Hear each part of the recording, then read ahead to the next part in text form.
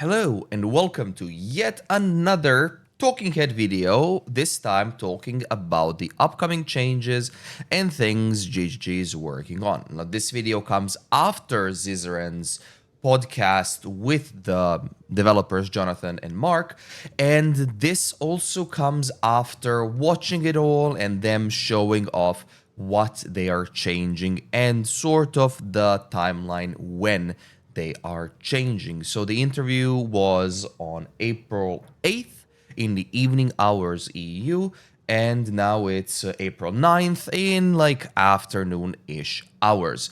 Now this will show us some thoughts and things that they are doing, but let's go over the first some bad things and then some good things. So some bad things was in the post what they're working on, which didn't give us quite the entire picture of what they think was wrong with the game and what the community thinks was wrong with the game, especially with some Huntress specific concerns, some player minion damage in life, monster life being too high, large area sizes, and such. So in this post, they did basically talk about the generalization of the issues, with the biggest thing being large area sizes, and then thinking that when the area size is too large, the main reason is due to other concerns as monster life or player damage being incorrect or lack of entertaining content in an area. To answer this very simple conundrum is if an area size is too large, it doesn't matter what you fit it in, it is a too large area size, regardless if it is in campaign or if it is in mapping content itself. So that was a big problem, and they're like, we're just gonna add a bit more checkpoints. As a band-aid fix, a bit of checkpoints does work. However, we are going to get a better fix, one that I personally wanted from before, which is all rares are shown the moment you enter the map, which is one good change. I still wish every area has a boss and the Overseer tablets has empowered bosses, but that's a different thing. Now, when it comes to monster life being too high, it is not only the problem of it being too high, it is the problem of skills doing too low damage. So that's another thing. So this general post, what we're working on was a kind of thing that wasn't in sync with what the community wanted and what the problems in the community was. But thankfully, Zizaren's podcast did showcase and show the light through the darkness of the areas that they were thinking were like good or bad, whatever, and it actually showed what they were going to change. And Mark actually said they were working immediately on these changes, and they've shown later on that that actually was the case. Now, on another announcement that they did before Zizaren's stream was changes to Act 3 areas. Now, this one in general just showcased how bad the design was and how it was released without the regard of players' time in any way, shape, or form. And these changes come out as, well, not as a surprise, but come out as a good way to shorten the Act 3. Act 3 is one of the longest ones of all the three because it has some areas that are insanely large due to them being going in a direction and then tossing on dead end, or just going in another direction and then instead of having to go through 2 blocks of areas, you have to go through 4 to get to the end. So even if you do know the areas and sizes and things, it is still going to be very bad experience where you have to go through an area for like 5 minutes straight instead of going it through it for 2. So they are cutting down the map sizes, cutting down the needless corners where there's no areas or anything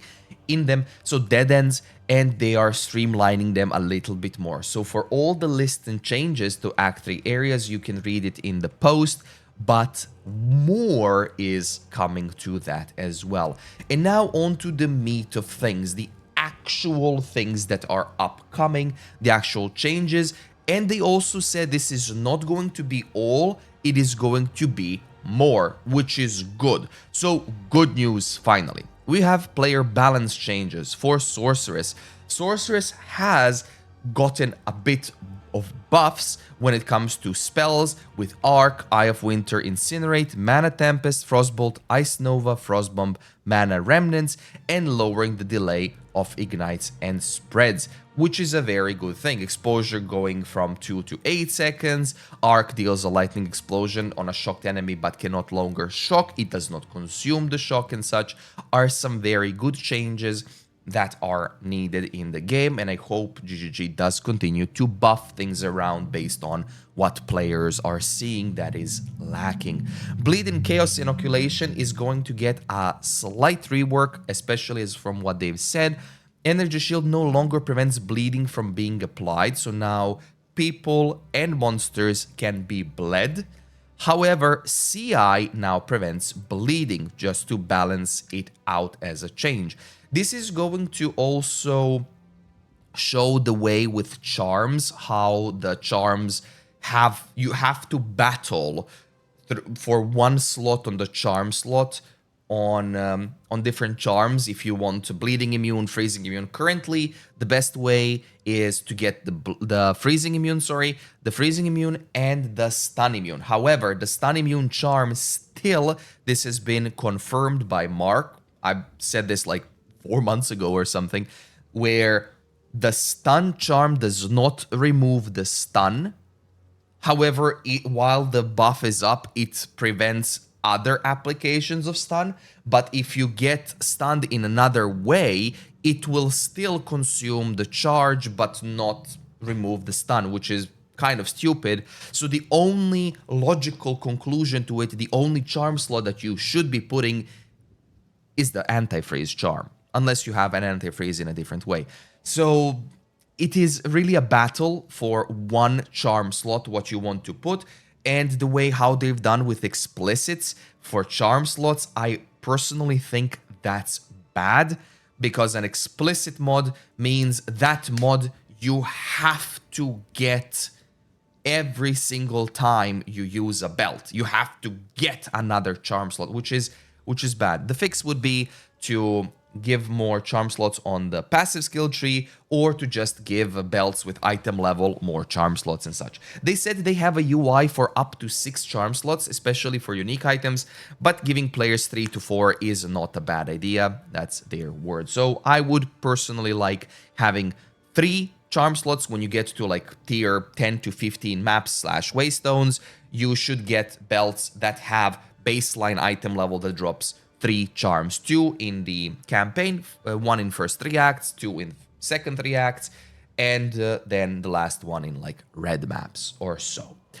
Anyways, the passive clusters that grant additional stun threshold based on max energy shield increase your ailment threshold as well. So it's no longer, well, as hard to be ignited, chilled, frozen, shocked as often while using CI with these passives. So that's a good change for the CI. So hopefully they will continue doing so. Hunters got a little bit buffed, with parried enemies can no longer evade your attacks, and spear stuck in enemies by rapid assault, the little pokey stick, right, is like doing more damage, and the AoE has been increased. So that's good. Spear fields, spear duration increased to 10 seconds from 6, and damage growth increased, and around 30% more damage by level 20, which is good. And Herald of Blood no longer deletes the corpses of rares and unique, so you can use them with ritual sacrifice. So these are some smaller but good changes. Warriors got the temper weapon on Smith of Kitava, adds 3 empowerments per strike of your weapon, and is 25% faster, but they will probably tune down the damage a little bit. I think the whole idea of clink clank AFK in the middle of combat just to get a few attacks empowered is garbage. It should be clink clank at the beginning of the map, and then throughout the entire map, or like for 2 minutes, you have extra damage, extra stuff, and whatnot, because like having a few seconds of clinking clinking, pardon, to then get a few attacks and then to do it all over again is just like, why is there this unnecessary friction? It is what it is. Shield Wall is detonatable with Warcries now, and Armor Break no longer is doing extra Armor Break on players, and it lasts shorter, which is great. Ranger got a buff to Stormcaller Arrow, Lightning Rod, Lightning Arrow, and Tornado Shots, which is a good thing as well. And we have gotten a new support gem. This will help Huntress especially because you sometimes don't want to use your charges on a certain skill, but you have to, and you want to use it on a different skill. So this support calls itself Inhibitor and prevents charges from being consumed, but increases the damage of the supported skill by 4% for each type of charge you have.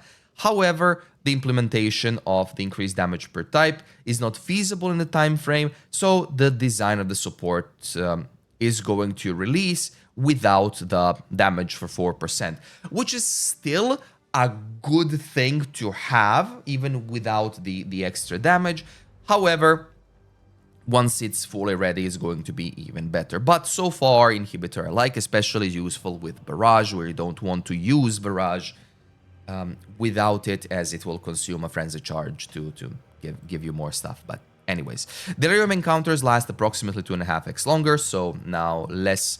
the maps that are more spread out are going to be better affected with Delirium. This does not affect people who are doing the distilled maps anyways, but because they have endless Delirium, but the ones that are doing the Delirium themselves.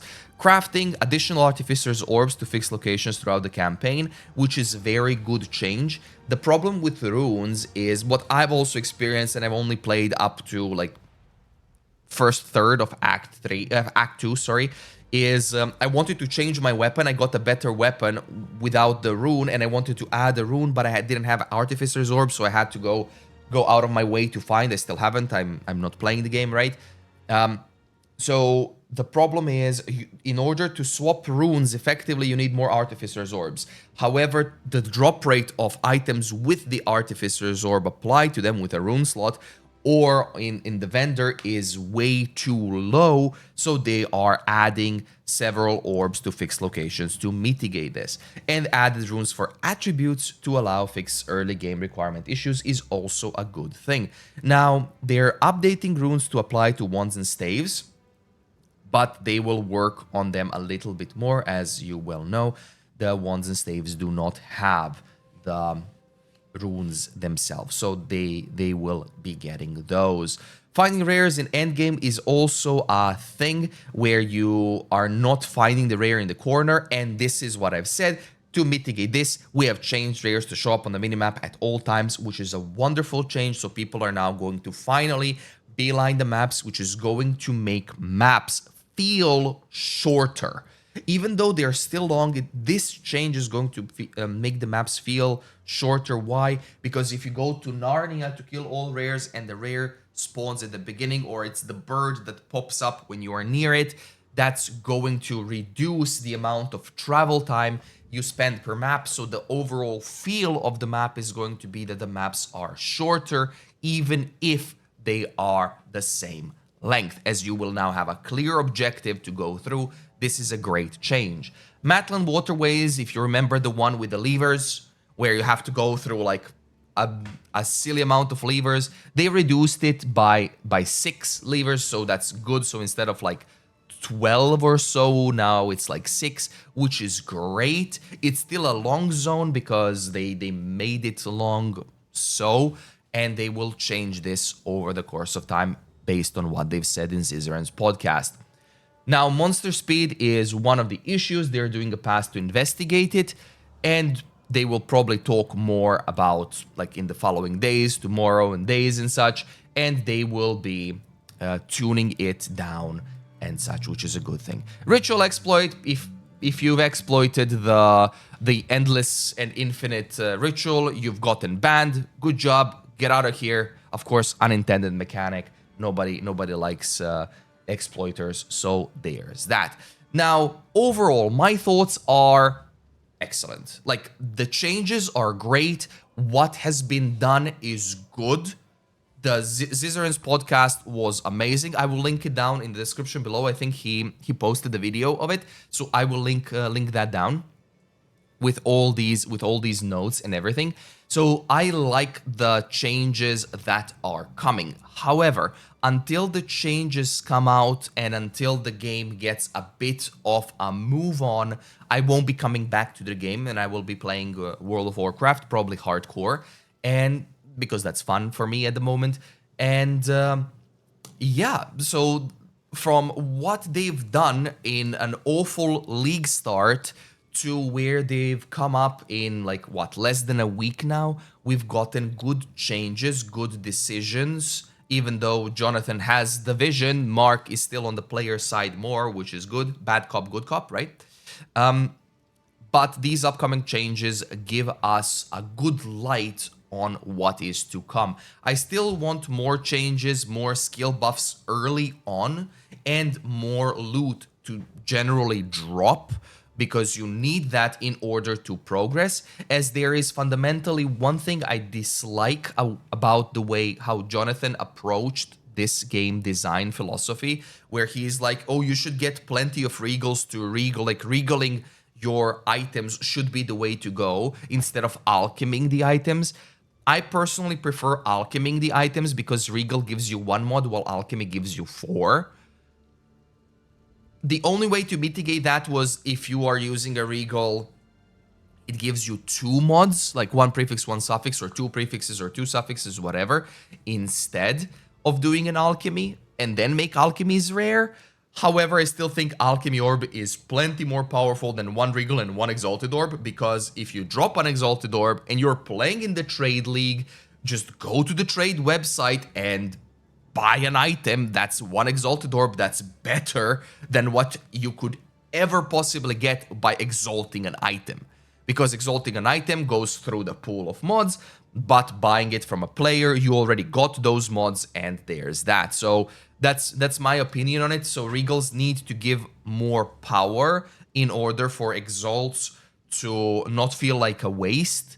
I've done this comparison in the patch 01, where I have exalted around 15 times, and I think I've gotten between 3 and 5 good exalts out of those 15, and then I've gotten to endgame, farmed another 5, 10, 15 exalts, and bought a weapon that gave me between 2 and 4x the damage that I had in the campaign. So there's a little bit of a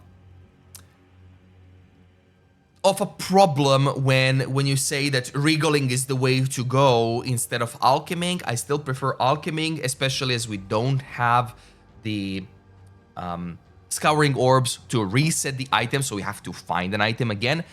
But I would still like more drops in general, or more gold drops, especially in campaign, just to mitigate that problem, so you can go onto the gambling vendor and you can pull out items like so.